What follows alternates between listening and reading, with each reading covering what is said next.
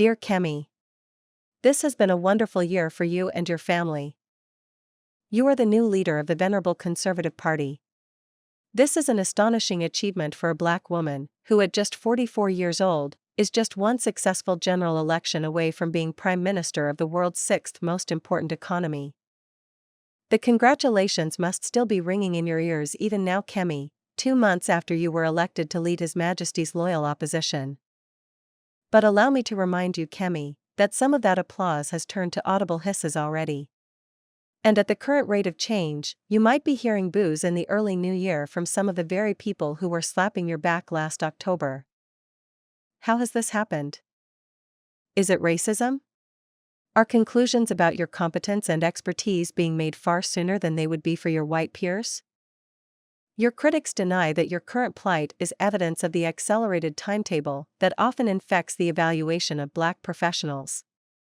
They would point to the example of Liz Truss, a white prime minister who was garlanded and then garbaged within 50 days. And you have no choice but to deny that your blackness is an issue for the naysayers, because Kemi, you are not a race woman. You do not allow anyone to police your blackness, nor can they use it as a yardstick. Your blackness is neither a talent, nor is it an offense. No one can make you believe that your melanin count should dictate your political outlook and choices. Indeed, you first came to public attention by attacking the grotesque templates of the racial gatekeepers who insist that your blackness is, in itself, a political statement. You present yourself as a new style of black British politician, who accepts that in the 21st century, race is not where the line is drawn. Is it now only money that counts? If it is, black people will remain on the bottom rung of this caste society for a long time. That is the thought process of the many black voters who are lukewarm about your success in becoming leader of the Conservative Party.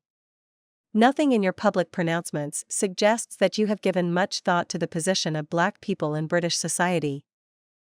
In this mindset, you are joined by Preeti, Sala, and James Cleverly. You and your fellow Tories appear to be at ease in the party and apparently, at ease with its default assessment of black people. Overt racism, in the public sphere at least, has gone.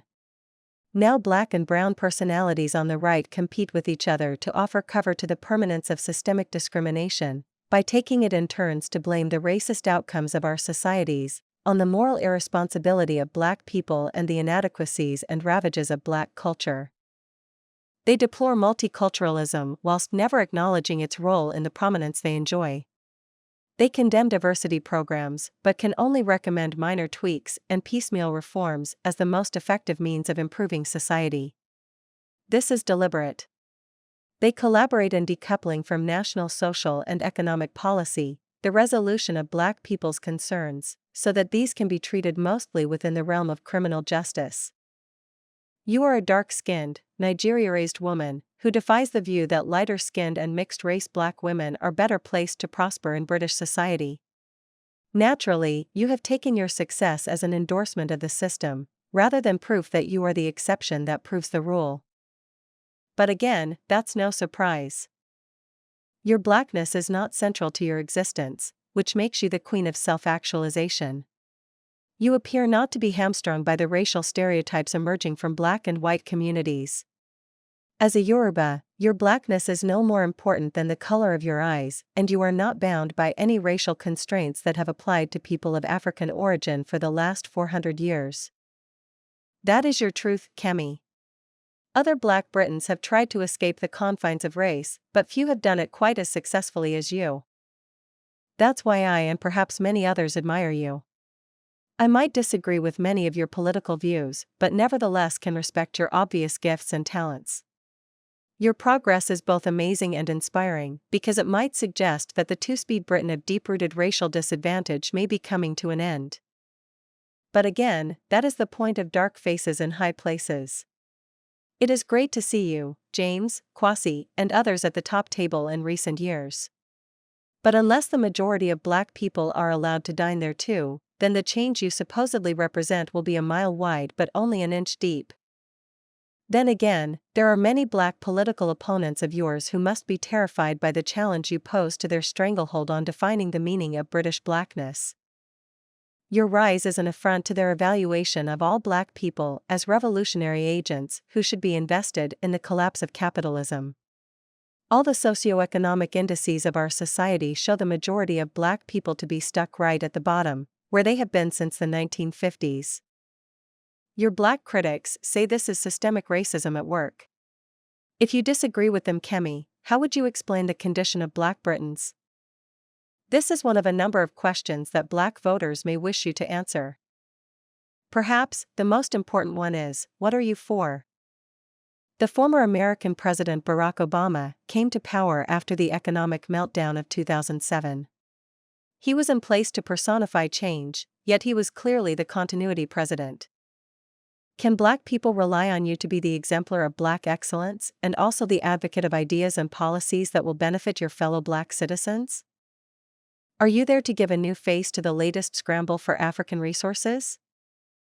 Are you merely an interim leader, the unwitting facilitator of the party's takeover by Nigel Farage? You are a conservative, sworn to protect the system and engage in the jingoistic orgy of national celebration that befits a national leader. That's how you got the top job, but it's also one of the reasons why many black British voters are suspicious of you. They want you to be for them. Can you do that, Kemi? Do you even want to? You are black, but your experiences in Nigeria and in the United Kingdom are not shared by many of your fellow black Britons. The racial gatekeepers won't forgive you for having trodden a different path. Don Butler may not be alone in seeing you as black on the outside but white at heart. Yes, it is laugh out loud stupid to question your blackness, but we are still in the grip of Dr. Uma Johnson-style, juvenile racial caricatures, where blackness is not an obvious fact but a decision based on who you sleep with, who you vote for, where you live, your hairline, your musical choices and other mostly ridiculous criteria. And you, Kemi, have failed spectacularly to satisfy these racial orthodoxies. And clearly you don't seem to care. No wonder your black critics are outraged. Nevertheless, that leaves you as a woman without a natural constituency. You lead a party which is home to some members who are not yet prepared to renounce racism as a defining political axiom. I like that you are not the type of person who needs perfect conditions in which to succeed. You show the resilience of our ancestors, and it is your self-knowledge that has allowed you to escape the cemetery of identity obsession. But Kemi, I still worry for you. You are only 2 months into your new job and at least one of your critics has complained that you are lazy. You are instructed to work harder. Are you telling me that these criticisms don't carry the sulfurous whiff of racism? Do we really need to wait until media outlets start chattering about your hair and weight, or publish tales about the misdemeanors of members of your extended family, to get their direction of travel? Attacking politicians for their obvious physical attributes is a long media tradition. The lampooning of the bald and ginger Neil Kinnock some 40 years ago breached new frontiers of public ridicule. Black politicians should not expect to be spared the savagery of the sketch writer. The trouble is that laughing at black people is a long and ignoble custom, with deep and bloodied roots. Black people may still be too sensitive to the centuries-long depravities of systemic disadvantage.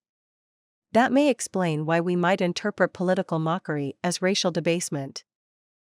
And add to that, the fact that there are no greater targets for public scrutiny and humiliation than dark-skinned black women, and you will understand why some of us worry about how you will be treated by the press. You want us to believe that race is less important than education, class or ideas, but there is plenty of evidence to confirm the contrary. The Tories didn't elect you because they want to collect black British votes by the wheelbarrow. The Conservative Party does not need black voters to form a majority in Parliament. On the flip side, this peculiarity of the British political system allows us to examine closely the proposition that the United Kingdom is on a path towards a post-racial society. Your public pronouncements suggest that it is. The premiership of Rishi Sunak was a signpost in this direction too. The fact that Sunak's enemies did not rely on the heritage of the first Prime Minister of South Asian origin as their main attack weapon was a perfect demonstration of discipline in the era of racism without racists.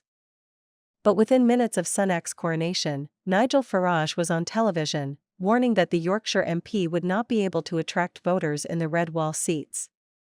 Farage was proven right at the July 2024 general election. Was it Sunak's ethnicity that did for him? Did white voters decide that they could not bring themselves to support an Asian PM? Was it Sunak's serial political misjudgments and incompetence as a campaigner that cost the Conservatives the election? Or was it the spectacularly poor hand Sunak was dealt after 14 years of Tory misadventures? The evidence is still being weighed, but there are enough examples of non-white candidates taking office under the first-past-the-post system to indulge the view that the racial origin of candidates is not always defining in British elections. Kemi, there are certainly differences between you and Sunak. He was in Downing Street and you are in opposition. Your side of the party sniped at Sunak almost from the start of his premiership, so perhaps the karma genie might not be with you now as leader. Whereas Sunak always seemed a little too eager to please, you appear to be a rhino-skinned politician, clear in her own mind and determined to succeed on her own terms. Look at last week's media frenzy over your position on sandwiches. Why couldn't you have said you preferred cereal to sandwiches, rather than steak? You sounded weird and out of touch at the same time. You have firm opinions, Kemi, but this is politics. Every time you open your mouth, be careful of whom you might offend. But again, that is not you.